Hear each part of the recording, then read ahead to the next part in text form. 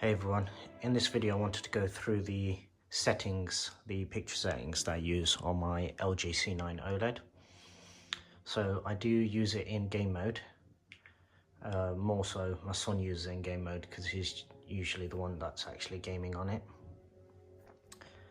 So initially on this first screen, obviously you've got your game and it's adjusted, so it'll say user.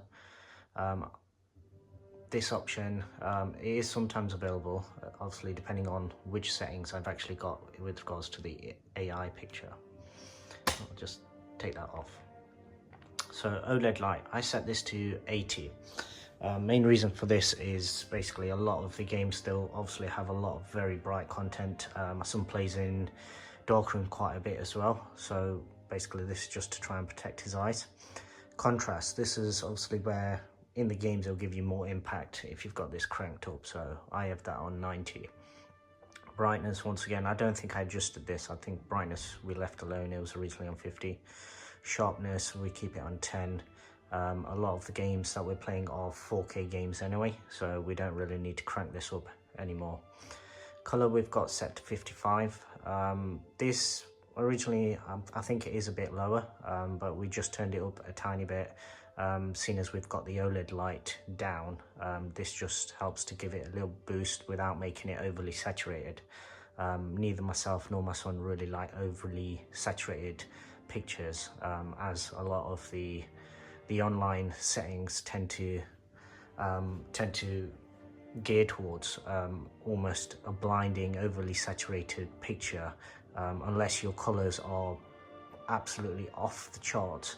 Some people just don't seem to think that's HDR, whereas HDR is obviously a dynamic range as well. So personally 55, that's more than good enough for most games, and it just keeps it a little muted, a little more realistic, more true to life if you like. Tint we've not made any adjustments to. Expert controls. Right, let me just lock in the... Right, so all of these we try and keep off.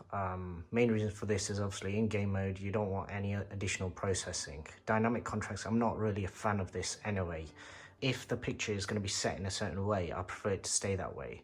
Dynamic contrast obviously varies from scene to scene, and can almost become distracting at times. So that's not something that I particularly like. Super resolution, like I say, it's not really blurry images on most of the titles that we're playing, so I don't see the need to put this on, and it'll just use additional power in the background, so that's something obviously I also have disabled. Color gamut, leaving that to auto. Gamma, same thing again. Now white balance, this originally comes as warm 2. So that's what it's originally set to, and I believe that's what the ISF modes also calibrate to as well. I don't particularly like the really warm look, so we always turn this down. Medium is going a bit too blue for my liking, so warm 1 is a nice compromise, nice medium. All the rest of these settings I've not made any adjustments to. Right. Color management, same thing again. On these, I've not really made any adjustments. The picture as it is, I was really happy with. Peak brightness off, that's obviously grayed out on this particular option. Right, coming across into picture options. So noise reduction is off, same thing again. MPEG noise reduction off, smooth gradation off, and black levels is low. Just show you the difference. So that's just giving you a much deeper image, and obviously what's coming through on the picture is slightly darker than what I see with my own eyes, just because I've had to turn the brightness down on the actual phone to be able to capture everything. Right, next, motion eye care. This we always leave off because it's something that, if you read through it, just brightness for image movements to prevent glare and reduce energy consumption. It's more or less a power saving mode, as with everything else. True motion, which is your OLED light, well, your OLED motion, which is BFI probably. This, my son did try it for a little while. Me personally, just being sat here with that on, I can notice the flicker quite a lot. So for me personally, I wouldn't actually use this.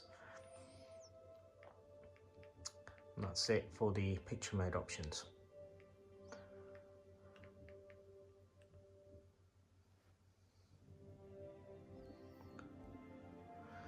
So that is all of the actual game settings.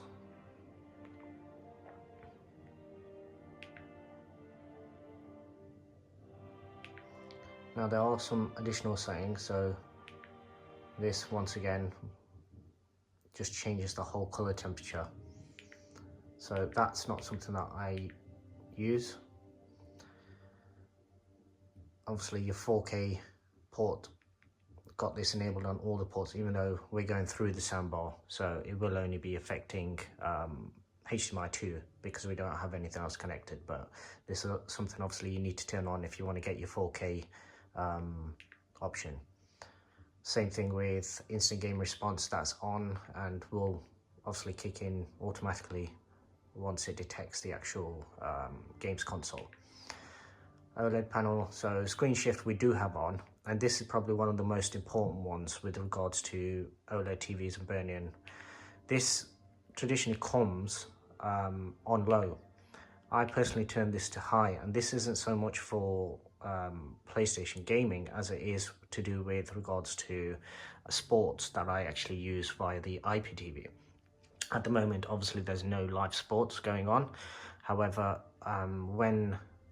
when we do get back to normal, I tend to watch certain channels such as NBC SN, where the logo is quite pronounced, and obviously they're using very vivid yellow, reds, those kind of colors, and they're the more susceptible colors to actually get burnt in.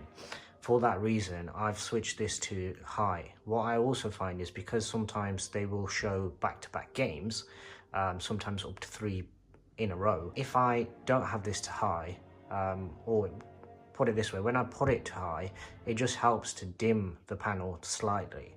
And a lot of people find that distracting or don't like that. Me personally, I actually find that quite useful because it's not changing the color temperature, but it's just lowering the brightness over a period of time. And because it's done gradually, you won't actually notice it as much. So for me personally, I can live with that being on high. If this is an issue where you find it dimming too much, obviously you can turn it down to low, or alternatively you can actually turn your OLED light back up again. Obviously having it set on 80, there's still quite a lot of ceiling for it to go up to, so that is another option. But this is the setting that I use for both gaming, as in the PlayStation, as well as when I'm using the IPTV via the TV settings. So if we come back to here, when I actually go into this, which is my IPTV, I also have it. At the moment, it's not in the setting that I usually use it in. But what I'll do is sometimes I'll switch this between Expert Bright Room and switching it to the game mode.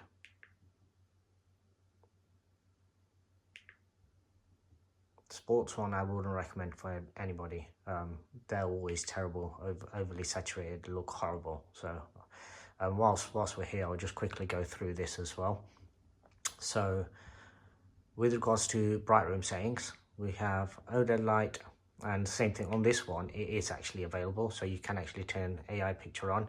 That's not something that I've noticed makes any difference to me at all. So I leave it switched off just for the fact that it's just using extra processing power, and when it comes to IPTV, the smoother the picture playing back in terms of processor power, the better it'll actually perform. So on OLED light, I've got it at 90, contrast is 90, brightness 50, same thing again, not really touched that. Sharpness, on this one I've tweaked it up a little because the IPTV content tends to be a little lower resolution, so most of mine is full HD, so it'll be a 1080p stream being upscaled to a 4K panel. So because of that, I just turned that up a little. Color, because it's sports, mainly football that I'm watching, I don't want really vivid greens, so I just leave that on 50. Expert controls, so same thing again, all of these are switched off. color gamut is wide. White balance on this one, once again, I've switched that to warm 1. This will also come as warm 2.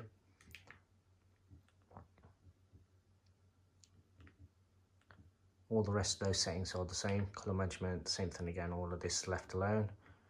Peak brightness on this particular one, you've obviously got this option, so I do actually leave this switched to high. Picture options on this one, so same thing again, all of your processing, your noise reduction, MPEG noise, smooth gradation, I leave all of these off. Smooth gradation is probably something that will actually help with regards to the sports that I'm watching, but it's just something with regards to processing. I just don't want all this running and slowing it down. This one, obviously, when the sports are on, I will disable this because obviously I don't want it reducing or adjusting the frame rate. The idea is to get as fast a frame rate as possible. But obviously this one, I can switch between the ISF bright room as well as the game mode. Motion IK is off, True Motion is also off. The True Motion option is one that I would actually switch on. Sorry, it's in the picture options. So True Motion is one that I would switch on whilst the gaming is actually on. And I usually use it on smooth. I have tested it on a few. Smooth and clear are very similar. The user one tends to not really have, basically you end up having to make too many adjustments to this one. Obviously if you crank it all up. So for me, either smooth or clear are the ones that I usually have it set on.